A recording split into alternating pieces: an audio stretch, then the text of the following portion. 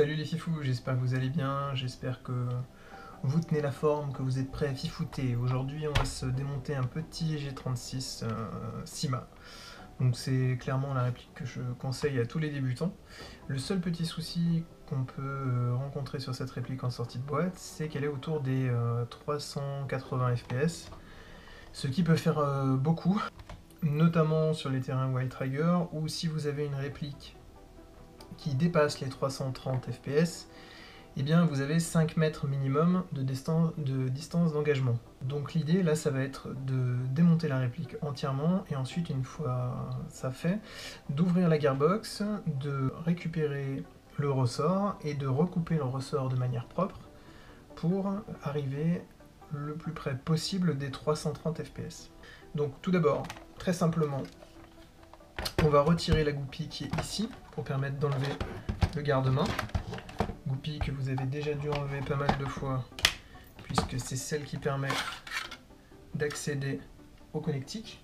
On va démonter la goupille arrière en nous aidant d'une pince. Et la goupille intermédiaire qui est donc ici. On va enlever le puits du chargeur, le puits de chargeur, voilà. Tac, et ensuite on va pouvoir extraire la poignée après avoir enlevé cette petite vis à l'intérieur de la crosse. Donc on enlève sans plus attendre.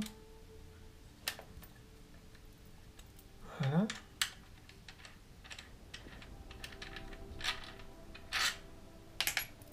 Ensuite, nous allons démonter cette petite vis pour désolidariser l'ensemble du canon.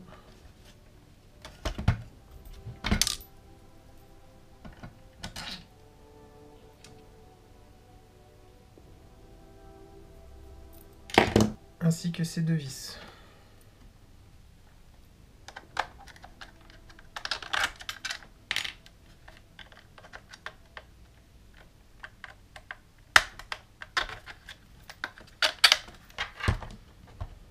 Et maintenant le bloc canon peut venir avec le bloc hop-up. Donc là nous avons un petit connecteur Tamiya Mini qui permet de rallonger la sortie de la gearbox. Là, nous avons le connectique sortie de gearbox. Et ici donc nous avons le petit circuit avec le fusible et donc le connectique pour la batterie. Donc là-dedans nous avons notre bloc hop-up ici et notre canon interne qui est donc d'ici à là environ à l'intérieur. On va pas s'en occuper cette fois-ci. Il a l'air plutôt propre et le joint est en bon état. Je vais donc le mettre de côté. Et on va démonter le reste. Donc là on voit que le reste de la poignée peut venir sans souci. Donc on fait attention à ce que les fils ne se coincent pas partout. Et voilà. Donc tout le reste de la carcasse, on le met de côté pour plus tard. Hop là. Et on va pouvoir s'attaquer à cette gearbox V3. Alors, pour info, la réplique, ça fait environ 3 ans qu'on l'a achetée. C'est une réplique qui n'est pas à moi, qui est un collègue qui me la laisse à disposition, hormis quand il joue. Et je suis chargé de faire son entretien. Et donc on va voir comment ça vieillit. Donc pour démonter la poignée, eh bien déjà on va commencer par enlever cette sublime vis cruciforme que nous avons au cul des poignées des gearbox V3. Et nous avons deux vis supplémentaires, cruciformes également.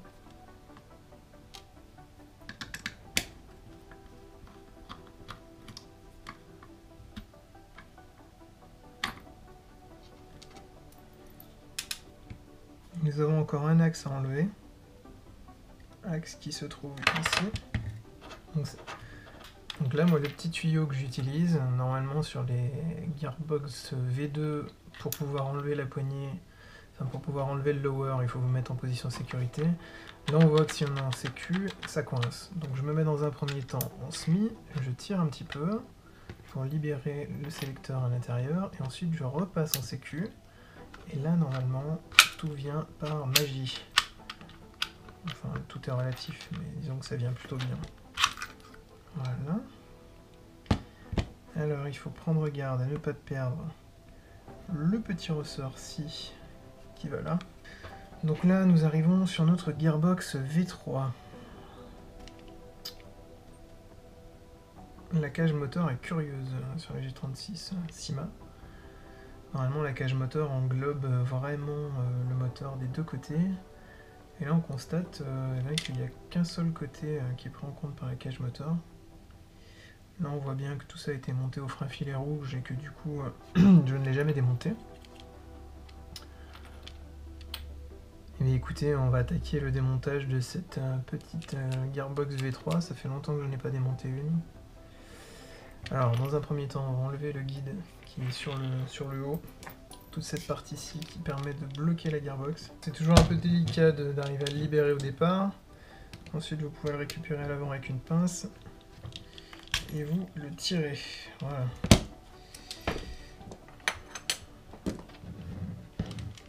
Ensuite, nous avons toutes ces vis cruciformes à retirer. Donc déjà, on va retirer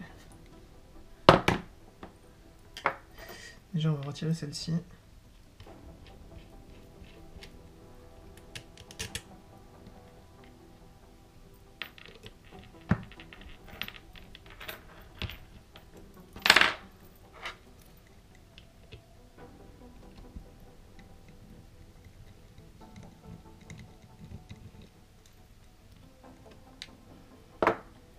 Voilà. Donc tout ce système fait partie du sélecteur de tir.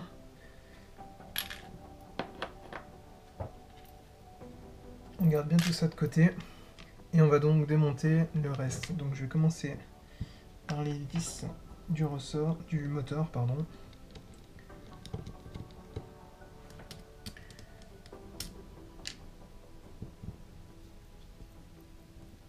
Et donc on peut démonter le moteur. Je vais vérifier que le plus et le moins sont indiqués sur le moteur. Oui, c'est le cas. Donc on débranche toujours le plus en premier. Et la masse en second. Le plus est indiqué ici, donc très bien. Je vais laisser les vis dessus pour éviter de me paumer. Donc à partir de là, moi j'aime bien garder la main en appui sur la Gearbox, parce que des fois, tout saute de l'intérieur, on ne sait pas d'où ça vient, c'est la panique. Comme ça, c'est quand même plus simple. Voilà, donc tout a été enlevé. On va pouvoir enlever cette petite pièce-là qui nous emmerdait, qu'on aurait pu enlever dès le début. D'accord, ça c'est une petite amélioration sur cette Gearbox-là, parce qu'il y a plein de Gearbox où pour garder cette pièce, c'est la croix et la bannière, on ne peut pas la remettre une fois qu'on a fini d'assembler la Gearbox, etc. Je note que là, c'est un plus. C'est un vrai plus. Ça me rappelle des souvenirs douloureux de voir cette pièce-là. Il y a également une pièce que j'ai oublié d'enlever, c'est ce petit cache. Alors, quand j'ouvre, toujours je garde un doigt appuyé sur le cylindre. Très important pour ne pas se prendre le ressort dans la gueule. Souvent ça claque comme ceci. Ça fait partie du jeu. Donc l'idée c'est juste de ne pas se prendre le ressort dans la gueule et de ne pas éparpiller tout ce qu'il y a dedans. Donc là tout de suite je vérifie si à l'intérieur de cette coque on a des shims. Donc les shims c'est les petites rondelles qui viennent caler les gears, donc soit entre les bushings ou les bearings et le gears. Là en l'occurrence il n'y en avait pas. Ça veut dire qu'elles sont restées sur les gears, donc ça c'est très bien. Ensuite je vais venir mettre un tournevis dans le cul du spring guide et je vais désamorcer le ressort, entre guillemets. Donc tout ça c'est très bien, nous avons notre ressort qui est ici même. Et donc on va venir couper de ce côté-ci. Donc je vais essayer de couper 2 spires. Donc je pars toujours du côté qui n'est pas compacté. Donc toujours de ce côté-là. Et l'arrêt du ressort est ici. Donc pour compter, je compte 0, 1, 2, 3 et ainsi de suite. de manière à ce que ça soit toujours régulier. Donc là, la réplique est passée à 370 fps et j'aimerais être au-dessous de 330. Il faut donc que je retire un minimum 40 fps. Donc je pense que je vais couper. On va déjà essayer avec 2 spires. Je prends ma pince coupante, donc 1, 2, et je vais venir couper là. Alors, ce n'est pas du tout évident à couper, hein. C'est même plutôt coriace. Ensuite, ce que j'aime bien faire, c'est améliorer la sortie du ressort en le faisant chauffer, pour que ça soit un peu plus régulier. Donc ce qu'on va faire, c'est faire en sorte d'avoir un travail un peu plus propre, et du coup, de faire chauffer le ressort pour lui faire prendre une forme un peu plus adaptée à la régularité.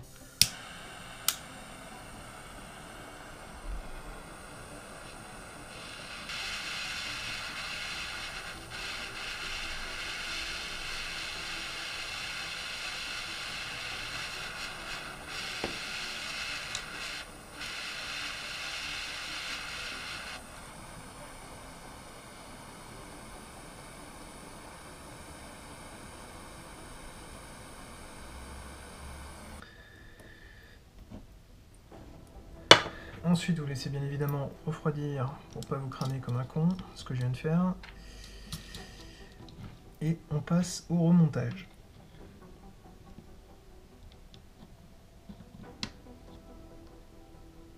Voilà. Donc ouais, c'est carrément plus simple de remonter une gearbox avec un ressort qui a déjà été recoupé plutôt qu'un ressort entier, hein. Tout simplement parce qu'elle est beaucoup moins sous pression. Évidemment, là, le graissage est dégueulasse, il n'y a pas de calage, etc. Donc si vous ouvrez votre gearbox, vous la laissez pas dans cet état. Mais j'ai pas envie de faire une vidéo de 2 heures, donc je vais pas vous faire voir tout le reste dans cette vidéo. J'en ferai une autre. Donc je la remonte telle quelle. Ça me fait mal au cœur, mais c'est pas grave. Là, c'est le passage délicat. Donc j'aime bien prendre en premier l'anti-retour. Je me place au niveau de l'anti-retour. Ensuite, voilà, là j'ai chopé l'anti-retour.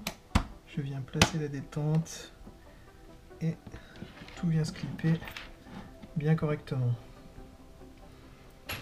C'est magnifique.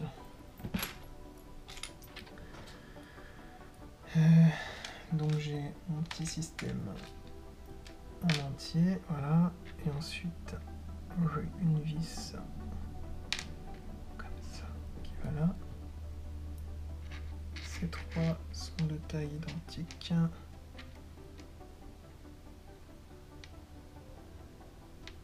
Non, elles sont pas de taille identique. De toute manière, c'est deux grandes. Voilà, c'est les deux grandes qu'il faut. Ici et là. Donc on va d'abord mettre ces trois.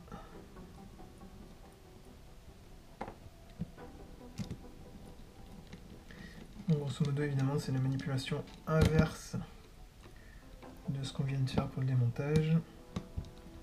Donc avec un peu de logique, on y arrive très bien.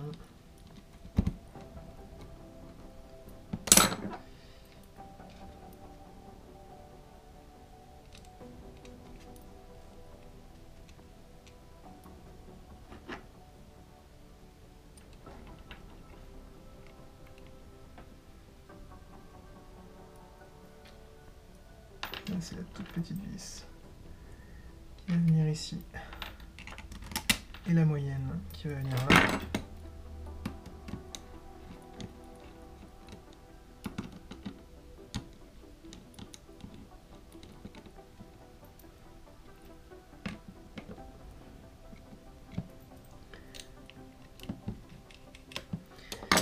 Voilà. Ensuite, l'avantage de cette magnifique gearbox, c'est qu'on va pouvoir remettre ceci sans s'être fait chier à le remettre avant. On va venir remettre la slide.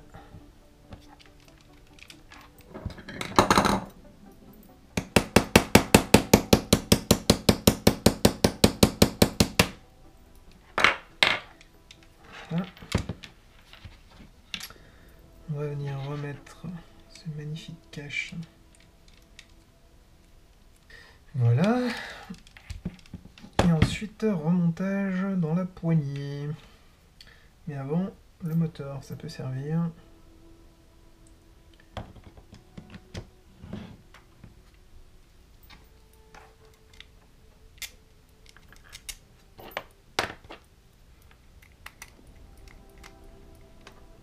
Un tour, on ne sert pas trop pour rien. On vient remettre la masse en premier. Et le rouge en second. Je vérifie que je n'ai rien oublié là-dedans. Nous avons les deux vis de la poignée. A priori, c'est tout bon. On va donc remettre la poignée. Donc on se met en position semi dans un premier temps. On vient placer tout ceci par l'arrière. Là, ça bloque, donc on vient mettre la détente. On place cette petite pièce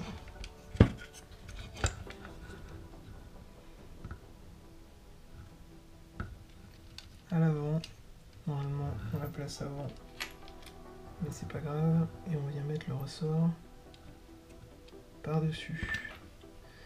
Ensuite, il va falloir bien coordonner le sélecteur et cette pièce-là. On a le ressort qui vient de tomber.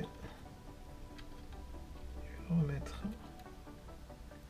avec la pince épilée. Et voilà. Sécurité semi full. Tout a l'air de fonctionner. On va venir remettre la goupille à ce niveau-là. Tac. Et ensuite, on va remettre la plaque.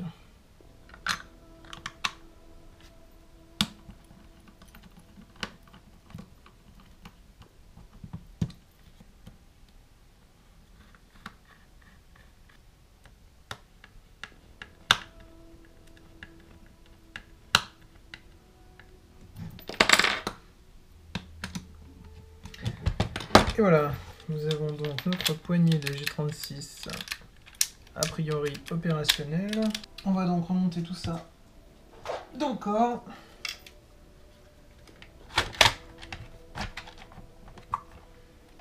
Par l'arrière. Ensuite, on va mettre ceci.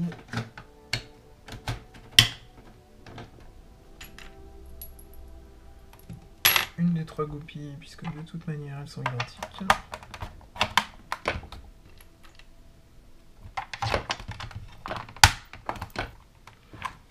Et ensuite on va venir mettre le bloc canon en faisant coulisser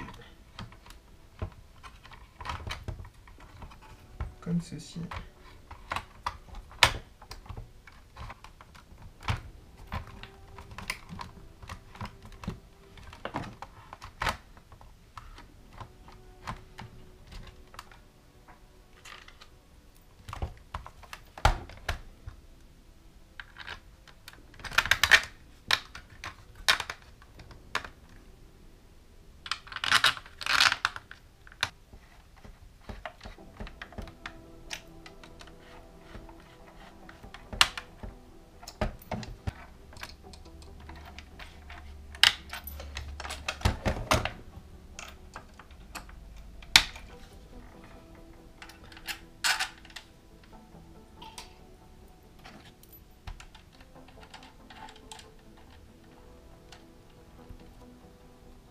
Voilà, ensuite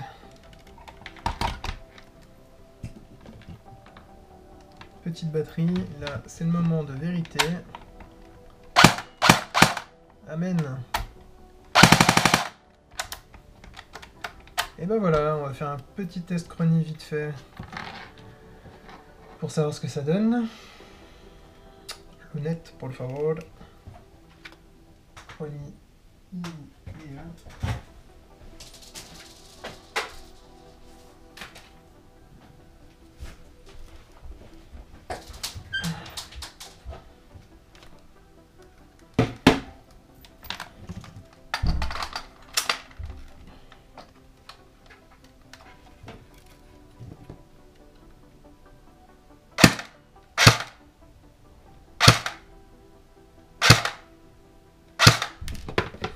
Elle passe à 300 fps avec le hop-up à fond. Donc avec le hop-up réglé, ça va nous donner quelque chose.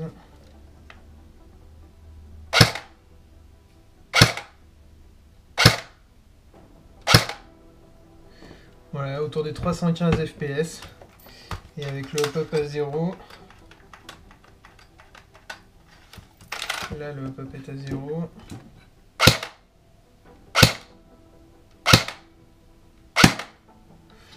Avec le hop-up à 0, on est autour des 330. Donc c'est tout à fait ce que je recherchais. Voilà, j'espère que ce petit bricolage vous aura plu et vous sera utile. Et puis je vous donne rendez-vous sur le terrain. Allez, ciao les fifous, à plus.